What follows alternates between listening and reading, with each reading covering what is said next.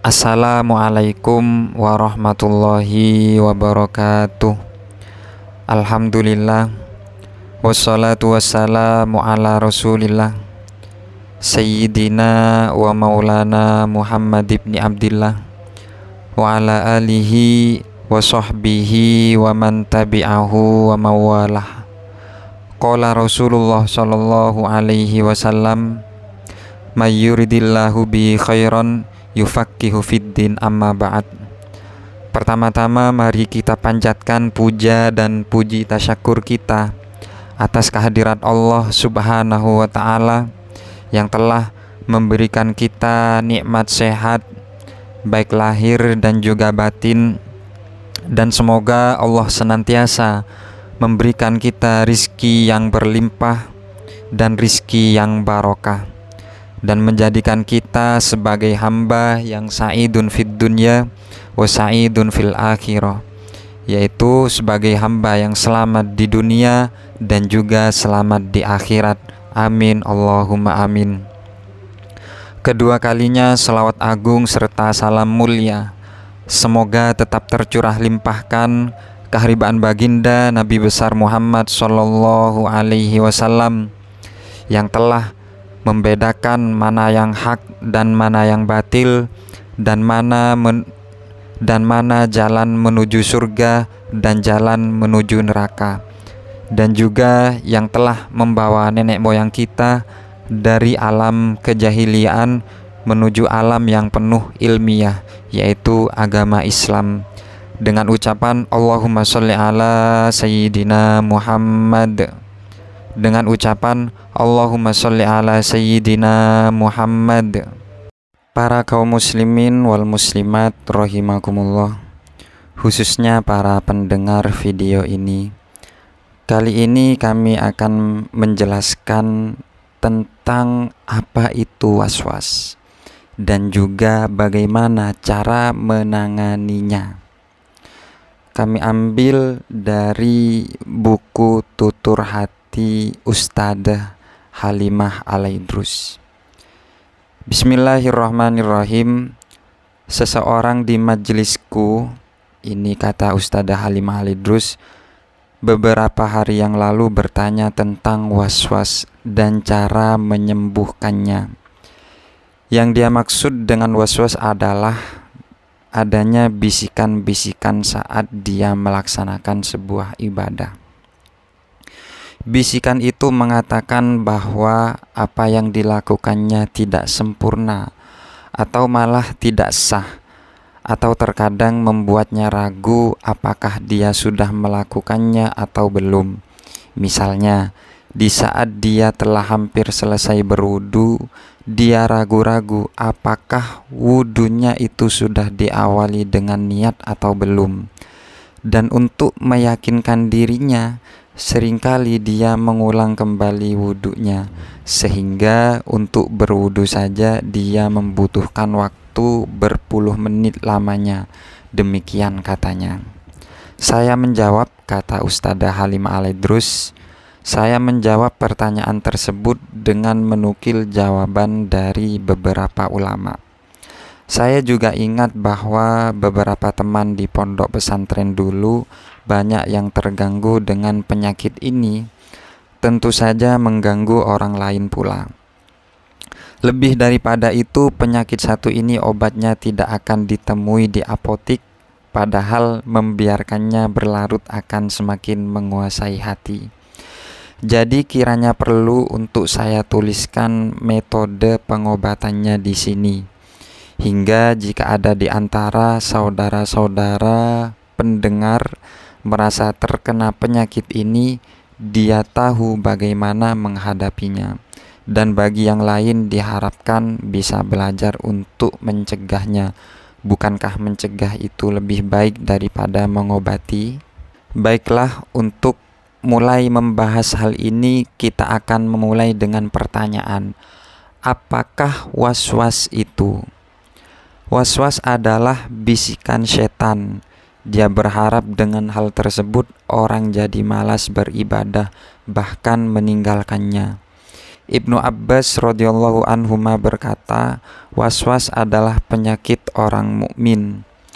Dari ucapan beliau kita dapat dua kesimpulan.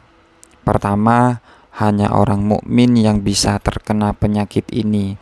Maka jika engkau mulai diganggu dengan bisikan-bisikan tersebut, jangan larut dalam kesedihan, apalagi putus asa.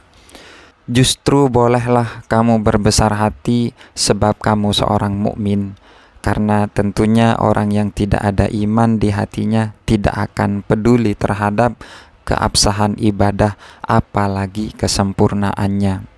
Yang kedua, waswas itu penyakit dan selayak penyakit yang lain.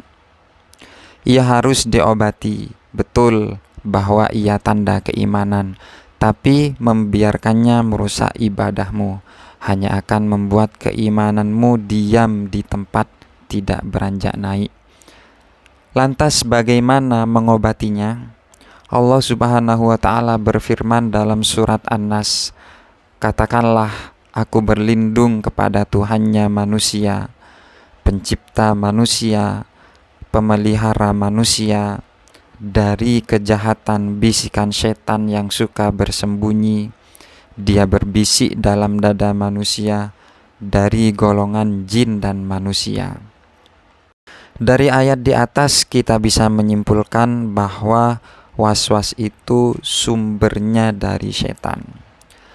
Dan Imam Ghazali dalam Minhajnya menjabarkan cara terhindar dari godaan mereka. 1. Lawan, jangan dengarkan apalagi diikuti.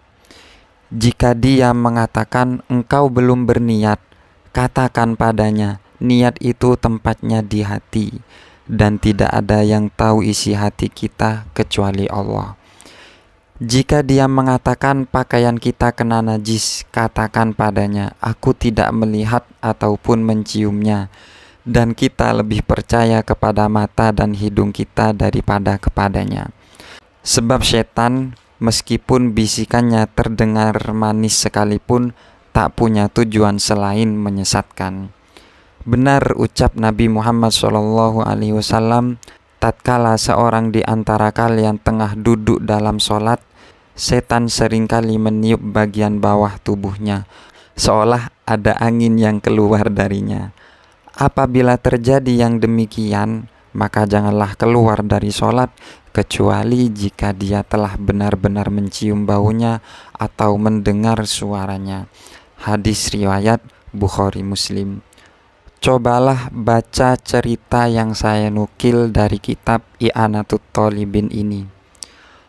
Suatu ketika datang seorang awam menemui Imam Ibnu Malik, seorang ahli tata bahasa Arab, penyusun kitab Alfiyah Ibnu Malik. Dia berkata kepadanya, wahai Imam, aku dengar bahwa seseorang tatkala mengetahui satu bidang ilmu dengan mendalam sepertimu, dia pasti juga menguasai seluruh bidang ilmu yang lainnya. Apakah itu benar? Ucap seorang awam itu. Ibnu Malik menjawab, ya, memang begitulah adanya. Sebab ilmu itu saling berkait antara satu dengan lainnya. Kalau begitu, aku akan bertanya tentang ilmu fikih. Selama ini, di saat berwudu dan sholat, aku seringkali merasa ragu-ragu. Apakah aku sudah membasuh muka, niat, takbir, baca Fatihah, ataupun pekerjaan yang lainnya, sehingga aku mengulang wudu dan sholatku berkali-kali. Menurutmu, apa yang harus aku lakukan untuk menghilangkan penyakitku ini? Imam Ibnu Malik balik bertanya, jadi selama ini engkau membasuh muka, membasuh tangan, mengusap kepala, kemudian kamu merasa bahwa kamu belum membasuh muka. Atau kamu sholat, takbir, membaca Al-Fatihah, ruku, dan seterusnya. Kemudian di waktu sujud kamu merasa sepertinya kamu belum membaca surat Al-Fatihah. Kira-kira begitu, wahai Imam. Ibnu Malik sejenak berpikir, kemudian menjawab, Kalau begitu kamu boleh meninggalkan wudhu dan sholat. Ia tidak lagi wajib bagimu. Orang yang bertanya kaget luar biasa. Kenapa bisa begitu, Imam? Ibnu Malik menjelaskan alasannya. Ya, sebab orang yang sudah takbir tapi merasa belum takbir, sudah berwudu tapi merasa belum membasuh muka, itu adalah orang yang tidak waras, dan orang gila tidak lagi wajib mengerjakan sholat. Apa yang disampaikan Imam Malik kepadanya benar-benar dapat menjadi obat, sebab sejak saat itu dia tidak lagi mengikuti was-wasnya. Dia tidak mau menjadi gila atau dianggap gila. Yang kedua, yang menurut Imam Ghazali, yaitu ikutilah pendapat ulama yang memberi fatwa paling ringan dalam masalah tersebut. Jika was-was yang dialami adalah dalam permasalahan fikih seperti wudhu, sholat, puasa, dan lainnya, maka sebaiknya ikutilah pendapat yang ringan dalam masalah tersebut. Sebab was-was yang merupakan penyakit hati, pengobatannya sama dengan penyakit badan. Ia membutuhkan sesuatu yang berlawanan dengan yang dia alami. Orang yang kena panas tinggi diobati dengan didinginkan badannya, dan yang kena kurang darah diberi suplemen penambah darah untuk menstabilkannya. Jika seseorang was-was dalam masalah niat misalnya, dia bisa mengikuti pendapat Imam Abu Hanifah yang mengatakan bahwa niat itu tidak wajib. Maka mengingat pendapat yang berat dalam suatu permasalahan bagi orang yang was-was sama saja dengan menambahkan gula di makanan penderita diabetes. Cobalah baca kisah yang pernah diceritakan guru saya di bawah ini. Datang seseorang mengadu kepada Habib Abdurrahman Al-Masyhur, seorang mufti Hadramaut pada zamannya, sekaligus pengarang kitab Bughyatul Mustarsyidin tentang penyakit was-was terhadap najis yang sudah sangat mengganggunya. Dia berganti pakaian setiap sholat karena merasa bahwa pakaian yang dikenakannya berkemungkinan terkena najis, dan karena ada kemungkinan najis itu juga mengenai badannya, dia memutuskan untuk mandi sebelum wudhu. Habib Abdurrahman tidak menjawab keluhannya, akan tetapi mengajaknya menuju masjid tatkala azan berkumandang. Beliau hanya perlu memastikan satu hal, kamu yakin bahwa saya adalah gurumu yang tidak akan memutuskan sesuatu kecuali dengan ilmu. Orang itu pun mengangguk mantap.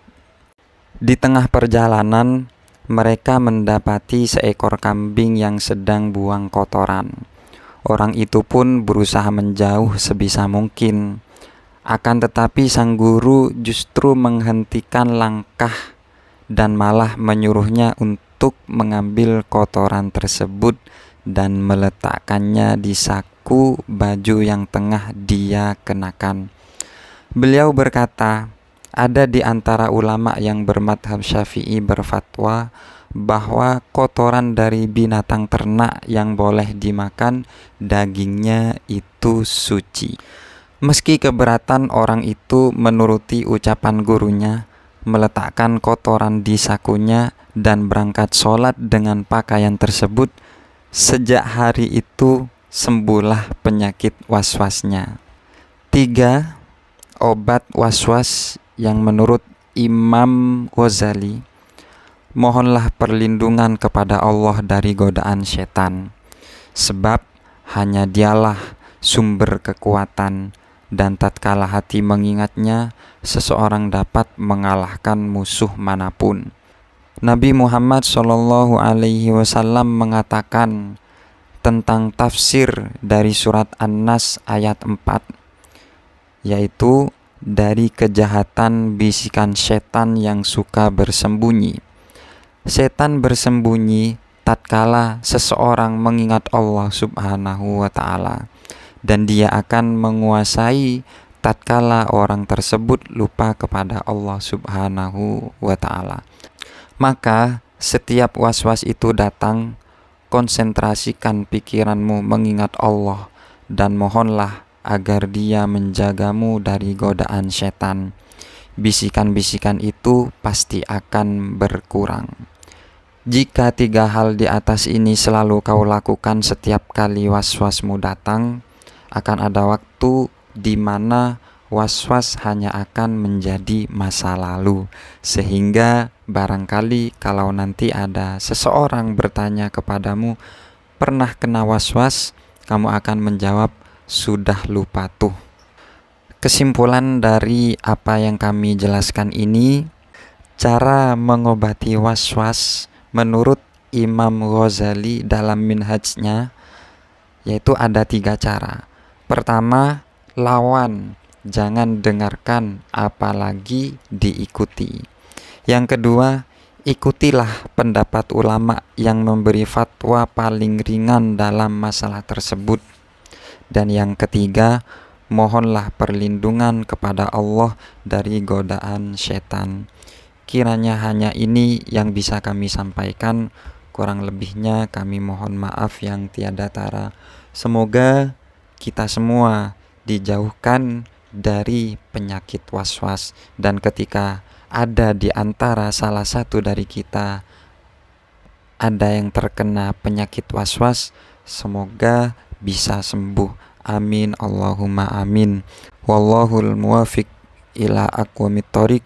Assalamualaikum warahmatullahi wabarakatuh.